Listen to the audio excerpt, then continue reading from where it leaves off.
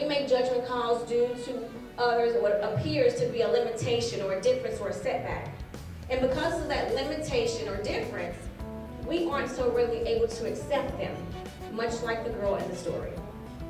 But in the girl's innocence and her naivety, what she did translates onto what we do every day, how we view ourselves or how we view others.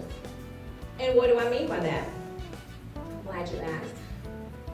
The girl, she looked at the condition of the bill before she saw the character of the bill. She looked at the defects of the bill before she saw the benefit of the bill. She saw the bill before she saw the brilliance in the bill.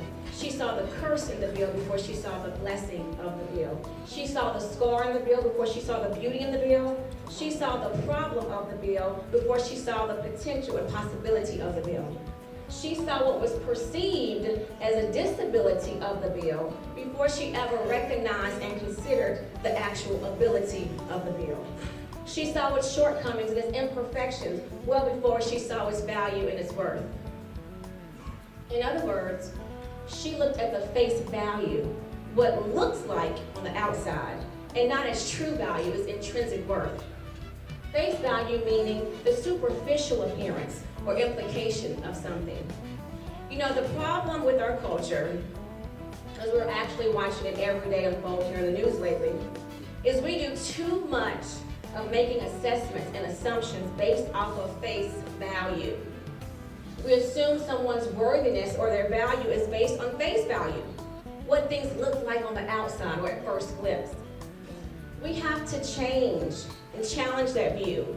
We have to challenge ourselves and go deeper, to ditch the ideology of instantaneously taking things and people for face value, what we see on the outside, without considering its true value. The true value meaning its inherent qualities and its attributes that make up the core of who and what a person really is. We often blur the lines of distinction between actual facts of our life, meaning the experiences and circumstances and situations, and we confuse that fact with actual truth. And there's a difference, y'all, between fact and truth. For what has happened to me in my life and what I have been through in my life doesn't determine, define, and dictate who I am, what I represent, and what I have to contribute in life. So let's talk about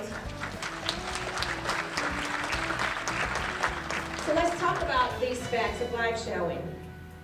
It may be a fact that you have physical challenges and limitations. It may be a fact that you don't learn or process things as quickly or as clearly as someone else. It may be a fact that financially, well, you just aren't at the place where you would like to be, or maybe you're not able to provide in the manner that you would like to. It may be a fact that you aren't necessarily in the place or position in life that you would like to, or that you anticipated being in. It may be a fact that life threw you an unexpected curveball that left you in a physical, mental, spiritual, financial place that you would have never dreamed to be in. It may be a fact that the area of town that you live in causes other people to make false assumptions about you. It may be a fact that the rules that work for them, well, they just don't work for you. It may be a fact that, hey, life just isn't playing fair. However, in the midst of all those facts, the truth will always trump fact. And the truth says that even in the midst of the trial, the challenge, the setback, the faulty assumption that didn't actually happen to you, but it really happened for you, that you are perfectly and wonderfully created just as you are for such a time as this.